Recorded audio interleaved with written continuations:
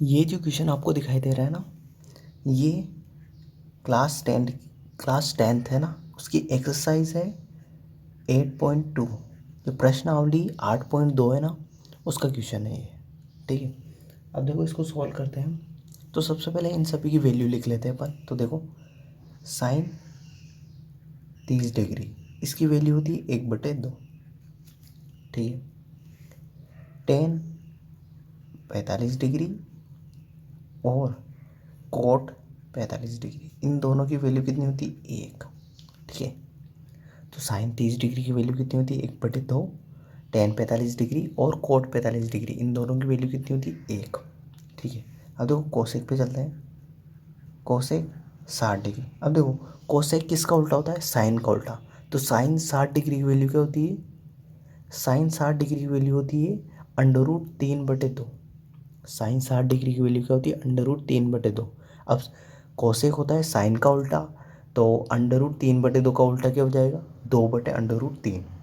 तो cosec 60 degree की value हो जाएगी 2/√3। अब देखो सेक 30 डिग्री। अब देखो सेक किसका उल्टा होता है? कोस का।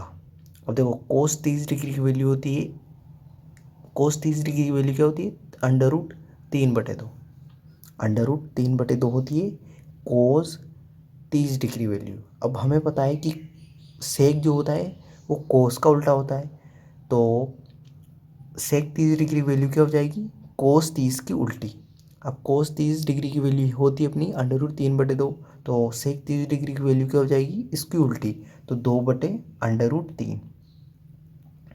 2/√3। ठीक है ना। इसके बाद आता है अपना कोस 30 डिग्री, कोस 60 डिग्री, सॉरी कोस 60 डिग्री की वैल्यू होती है 1/2। और इसके बाद आता है अपना कोट, कोट जो लिखी थी अपनों ने। बस अब कुछ भी नहीं करना है। ठीक है, देखो हर एक सवाल में कुछ न कुछ वैल्यू आ रही है, उनको याद करना है आपको। तो देखो ये याद करना है आपको, नहीं तो सारणी याद कर लो। यदि देखो 1 2 3 4 5 6, 6 वैल्यू तो यहीं पे आ रही है, इनको याद कर लो आप। ठीक है ना, नहीं तो मैंने इसकी टेबल भी बनाना सिखाया है एक वीडियो में, है ना। तो आपको ट्रिग्नोमेट्री जो ये है ना प्लेलिस्ट इस चैनल पर, इसमें मिल जाएगी वो। ठीक है, नहीं तो मैं बना दूंगा वापस। ठीक है, अब देखो इस वैल्यू को यहाँ पे रख देते हैं। तो देखो रखो, साइन 30 डिग्री कितना है? 1/2। तो ये 1/2, प्लस का चिन्ह है तो ये प्लस का चिन्ह। फिर टेन 45 की वैल्यू कितनी है? 1, तो 1 माइनस कोसेक 60 डिग्री। देखो कहाँ है कोसेक 60 डिग्री की वैल्यू? 2/√3। ये बटे का साइन। अब देखो सेक 30 डिग्री की वैल्यू क्या है? 2/√3, तो ये 2/√3 प्लस का चिन्ह, तो ये प्लस का चिन्ह। कोस 60 डिग्री, कोस 60 डिग्री वैल्यू 1/2, तो 1/2 प्लस का चिन्ह, प्लस का चिन्ह। और कोट 45 डिग्री की वैल्यू कितनी है? 1, तो ये 1। ठीक है, बस अब सोल्व कर लेते हैं इसको। अब देखो यहाँ से थोड़ा अच्छे से समझना है इसको। अब देखो सबसे पहले मैं इस ऊपर वाले को सोल्व कर लेता हूँ, इस फिर नीचे वाले को सोल्व कर लेता हूँ। ठीक है ना, तो देखो 1/2 प्लस 1 माइनस 2/√3। ठीक है, अब देखो ये तो एक है और ये आधा है, एक में आधा जोड़ेंगे तो कितना बन जाएगा? एक और आधा। और एक और आधे को क्या बोलते हैं अपन? एक और आधे को बोलते हैं, देखो इसको सोल्व करने का तरीका होता है, 2 को 1 से किया तो 2 एकम 2, और उस 2 आया उसमें 1 जोड़ा तो 3, 3/2। तो इन दोनों की वैल्यू क्या हो जाएगी? 3/2। ये फिर नहीं आता है ना आपको तो कुछ मत करो आप, तो इस एक के नीचे एक लिखो। अब देखो लघुत्तम ले लो इसका, तो 2 1 और 3 का लघुत्तम क्या आ जाएगा? 2 गुणा 1 गुणा √3, ये लघुत्तम आ जाएगा। ठीक है, अब इस लघुत्तम में, इस पूरे में 2 गुणा 1 गुणा √3, इसमें किसका भाग दो? पहले तो 2 का भाग दो, तो 2 का भाग दिया मैंने, तो 2 से 2 कट गया, बचे क्या? √3। 1 को √3 से गुणा करेंगे तो √3 बचा। अब √3 को किससे गुणा कर दो? इसके ऊपर वाले 1 से, तो √3 को 1 से गुणा करेंगे तो यहाँ क्या आ जाएगा? √3, प्लस का साइन, प्लस का साइन। अब देखो वापस लघुत्तम क्या है अपना? 2 गुणा 1 गुणा √3। अब इसमें किसका भाग देना है? इस एक का, इसका, इसका। तो इस एक का भाग दिया तो एक से एक कट जाएगा, बचा क्या 2√3, और 2√3 को किससे गुणा करेंगे 1 से, तो क्या बनेगा 2√3 ही बन जाएगा। फिर माइनस का चिन्ह, या माइनस का चिन्ह। अब देखो वापस क्या करेंगे 2 गुणा 1 गुणा √3, इसमें किसका भाग देंगे √3 का, इसका भाग देंगे। तो मैंने √3 का भाग दिया तो √3 से √3 कट गया, 2 को 1 से करूँगा तो 2 एकम 2, और 2 को किससे गुणा करूँगा इस ऊपर वाले 2 से, तो 2 दूना 4। तो मैंने सोल्व किया तो ये आया मेरा, ठीक है।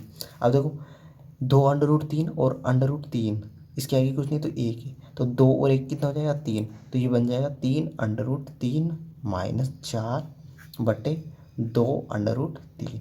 तो ऊपर वाले को सोल्व किया तो ये आया अपना आंसर,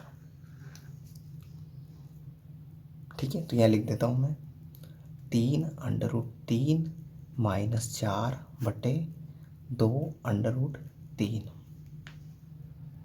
ठीक है। अब आगे सोल्व करते हैं इसको। अब देखो नीचे वाले को सोल्व करूँगा मैं, नीचे वाले को भी ऐसे सोल्व करूँगा, है ना। देखो नीचे वाली टर्म को सोल्व कर रहा हूँ मैं, तो 2√3 प्लस 1/2 और प्लस 1, 1 के नीचे कुछ नहीं तो क्या है 1। अब वापस मैंने लघुत्तम ले लिया, तो इन तीनों का लघुत्तम क्या है 2 गुणा 1 गुणा √3। वापस किस में भाग देना, इस पूरे में किसका भाग देना √3 का, तो √3 से √3 कट जाएगा, बचेगा क्या, देखो वापस दिखा रहा हूँ समझा रहा हूँ, 2 गुणा 1 गुणा √3। अब इसमें किसका भाग देना है इस वाले √3 का, तो √3 का भाग दूंगा ये से कट जाएगा, क्या बचेगा 2 गुणा 1, और 2 गुणा 1 क्या होता है 2 ही होता है, और 2 को इस 2 से गुणा करूँगा ऊपर वाले से, तो 2 दूना 4 बन जाएगा प्लस। अब वापस 2 गुणा 1 गुणा √3, इसमें किसका भाग दूंगा 2 का, तो 2 से 2 कट जाएगा, बचेगा क्या √3, √3 को ऊपर वाले 1 से गुणा करूँगा तो √3 ऐसा ऐसे ही प्लस का चिन्ह, प्लस का चिन्ह। अब वापस किससे गुणा करूँगा, देखो 2 गुणा 1 गुणा √3। अब इसमें किसका भाग दूंगा 1 का, तो 1 का भाग दूंगा 1 से कट जाएगा, तो क्या बचेगा 2√3, और 2√3 को किससे गुणा करूँगा इस ऊपर वाले 1 से, तो वो कहो आ जाएगा 2√3, ठीक है। देखो मैंने बताया था 3 के आगे क्या है 2, इसके आगे क्या है 1 है, तो 2 और 1 कितना हो जाएगा 3, तो ये बन जाएगा 4 प्लस 3√3 बटे नीचे बन जाएगा अपना 2√3, ठीक है ना। अब ये यहाँ पे लिख रहा हूँ मैं नीचे, देखो अब अपने सवाल पे वापस आ जाते हैं। देखो इसको सोल्व किया अपनों ने इस पूरे को, तो ये आया अपना, ठीक है ना। अब देखो यहाँ पे सवाल पे वापस आ जाते हैं, ये था अपना सवाल। तो देखो इसको पूरे को सोल्व किया था तो ये आया था, फिर बटे का चिन्ह है तो ये बटे का चिन्ह लगा देता हूँ मैं, और अब अपनों ने इस वाले को सोल्व किया तो इसका आंसर क्या आया 3√3 प्लस 4 बटे 2√3, ये आया, ठीक है। अब देखो मैंने आपको सोल्व करना सिखाया था, यदि a/b फिर बड़ा वाला चिन्ह c/d हो, तो मैंने क्या बताया था पास वाली संख्या को पास से गुणा, दूर वाली संख्या को दूर से गुणा, तो ये बन जाता है, इसका आंसर क्या आता है अपना a/d/b/c। तो ऐसे ही पास वाली संख्या को पास से गुणा और दूर वाली संख्या को दूर से गुणा। अब देखो मैं क्या करूँगा, ठीक है, सिंपल सा 2√3 गुणा किससे कर रहा हूँ 3√3 माइनस 4 बटे 2√3, फिर कोष्टक में देखो इसको इससे गुणा कर दिया, फिर इसको इससे गुणा करूँगा 3√3 प्लस 4। ये कंफ्यूज मत होना कि यहाँ पे इस जगह देखो थोड़ा सा कंफ्यूज मत होना, यहाँ पे 4 प्लस 3√3 को अपन ये भी लिख सकते हैं ना, इसको ये भी लिख सकते हैं 3√3 प्लस 4, कोई फ़र्क नहीं पड़ता है ना, इधर प्लस की संख्या को इधर उधर लिख दे तो कोई फ़र्क नहीं पड़ता, आगे पीछे लिखने से कोई फ़र्क नहीं पड़ता है ना। तो आप कंफ्यूज मत हो जाना कि मैंने ऐसा क्यों लिखा, ठीक है। अब देखो ये आ गया अपना, अब आगे सोल्व करते हैं इसको। अब देखो 2√3 ऊपर भी नीचे भी दोनों कट जाएगा, ठीक है। अब बचा क्या अपना ऊपर तो बचा अपना 3√3 माइनस 4 बटे 3√3 प्लस 4। अब देखो मैं क्या करूँगा हर का परिमेयकरण, मतलब हर में जो अपरिमेय संख्या है ना इसको क्या बनाऊंगा परिमेय संख्या। तो देखो यहाँ पे प्लस का चिन्ह है ना, तो मैं क्या करूँगा ऊपर नीचे 3√3 माइनस 4 और 3√3 माइनस 4, यहाँ प्लस का चिन्ह है ना तो ऊपर नीचे वो की हुई संख्या प्लस, परंतु बीच में जो प्लस का चिन्ह है ना ये चिन्ह चेंज हो जाएगा, इससे गुणा करते हैं, तो इसे बोलते हैं हर का परिमेयकरण करना। क्या बोल रहा हूँ मैं समझना, नीचे जो टर्म है ना ये इस हर, देखो ये होता है अंश, ये क्या होता है अपना अंश, और ये नीचे वाला होता है हर। तो हर में क्या है, अपरिमेय संख्या है, इसको क्या बनाना है अपना, हर का परिमेयकरण, मतलब परिमेय संख्या बनानी है। तो ये अपरिमेय संख्या है, तो इसको परिमेय संख्या बनाने के लिए आपको कुछ नहीं करना है, पूरी पूरी ऐसी संख्या लिखनी है और बीच में जो साइन है ना उसको चेंज कर देना है। जैसे प्लस का हो तो ऊपर नीचे माइनस कर दो, और माइनस का हो तो ऊपर नीचे प्लस कर दो। अब कुछ नहीं करना है, देखो गुणा कर देते हैं।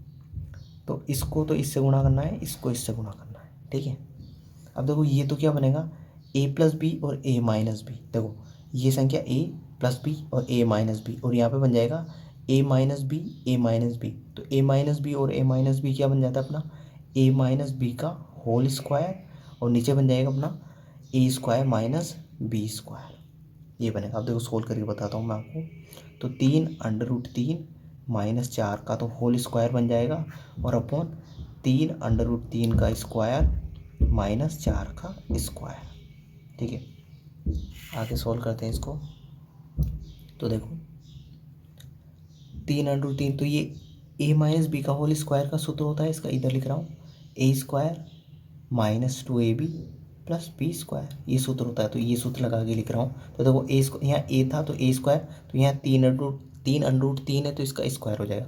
तो 3 का उसका जो होता है 9, और √3 का स्क्वायर होता है 3, तो 9 इंटू 3 हो जाएगा, माइनस 2ab, तो 2 गुणा a का मान कितना है अपना 3√3, और b का मान अपना 4। अब देखो प्लस बी स्क्वायर, तो b क्या है 4, तो 4 का स्क्वायर 16 बटे 3√3 का स्क्वायर होता है अपना 9 गुणा 3, तो 9 दिया 27 माइनस 4 का स्क्वायर कितना हो जाएगा 16, ठीक है। अब इसको आगे सोल्व करते हैं। 9 दिया 27, ऊपर लिख दिया मैंने माइनस 4 को 3 से किया तो 4×12, और 12 को 2 से किया तो 24, तो 24√3 प्लस, देखो यहाँ थोड़ा सा साइन ऐसे बना देता हूँ मैं, है ना, 24√3 प्लस 16 बटे 27 में से 16 घटाना है ना। अब देखो यहाँ पे भी 27 है, 27 प्लस 16 और 27 माइनस 16, तो देखो इसमें तो जोड़ना है 27 और 16 को क्या करना है, जोड़ना है, क्योंकि 27 के आगे किसका चिन्ह है प्लस का, और 16 के आगे भी किसका चिन्ह है प्लस का। तो 27 और 16 को जोड़ेंगे तो कितना बनेगा, 6 6 12 और 13, 13 की 3 हासिल का 1 2 और 2 4, 43 माइनस 24√3 बटे, अब यहाँ पे देखो 27 के आगे तो किसका चिन्ह है प्लस का, और 16 के आगे किसका चिन्ह है माइनस का। तो बड़ी संख्या में छोटी संख्या घटा दो, 27 में 16 घटाएंगे तो कितने बचेंगे 11। बड़ी संख्या के आगे किसका चिन्ह है प्लस का, तो प्लस का चिन्ह आ जाएगा, तो ये आंसर अपना, ठीक है ना। तो इस तरीके से करना है बेसिकली इसको, पूरे सवाल को, तब आपका अच्छे से सवाल होगा ही, तब आंसर आएगा इसका। अब देखो यहाँ पे थोड़ा समझ लेना, यहाँ पे समझ में नहीं आया हो तो आपको, यहाँ पे मैंने देखो ये a माइनस बी है और ये भी a माइनस बी है, मतलब ये संख्या भी सेम है और ये संख्या भी सेम है, ये माइनस का चिन्ह है, ये माइनस का चिन्ह है, और ये सेम है। तो यहाँ पे मैंने कौन सा फॉर्मूला लगा दिया, a माइनस बी का होल स्क्वायर, ठीक है। यहाँ पे देखो a plus B a minus B, तो इसका सूत्र होता है, यहाँ पे थोड़ा समझ लेना, बॉक्स में बता देता हूँ, a माइनस बी और a प्लस बी ऐसे होना, तो इसको क्या लिख सकते हैं अपन, ये किसके बराबर होता है, a square minus B square के बराबर होता है। तो आई होप ये वीडियो आपको पूरा समझ में आ गया होगा, ये क्वेश्चन भी पूरा समझ में आ गया होगा। तो बेसिकली आपको इन ट्रिग्नोमेट्री जो त्रिकोणमिति के जो सवाल होते हैं ना, उनको सोल्व करने के लिए आपको वैल्यू याद होनी चाहिए, ठीक है, कि किसकी क्या वैल्यू होती है, तो वो धीरे धीरे याद हो जाएगी। वो कैसे याद होगी, आपको ज़्यादा से ज़्यादा क्वेश्चन करोगे ना, प्रैक्टिस करोगे ना, तो अपने आप ही याद होने लग जाएगी। ऐसा कोई शॉर्ट तरीका नहीं है किसी चीज़ का, हर एक चीज़ को याद करने का, सोल्व करने का, या अच्छे से ध्यान रखने का तरीका होता है, उसको बार बार सोल्व करो। तो ट्रिग्नोमेट्री को भी अच्छे से कवर करने का या अच्छे से लर्न करने का तरीका यही होता है कि इसके क्वेश्चन को बार बार सोल्व करो। तो आपको कुछ नहीं करना है, इसके क्वेश्चनों को बार बार, इस जो अध्याय है ना, ये चैप्टर है ना, इसको बार बार सोल्व करना। इसके क्वेश्चन को बार बार सोल्व करोगे ना, तो आपका ये चैप्टर एकदम क्लियर हो जाएगा अच्छे से, आपको कोई भी प्रॉब्लम नहीं आएगी, है ना। तो आपको बार बार सोल्व करना है, और मैं जहाँ तक हो सके इसके हर एक क्वेश्चन को आपको सोल्व करके यूट्यूब पे डाल दूंगा, है ना, हर एक वीडियो को, हर एक क्वेश्चन के वीडियो को, ठीक है। तो आपको ज़्यादा प्रॉब्लम नहीं आएगी, ठीक है। तो इस वीडियो के लिए इतना ही, थैंक यू।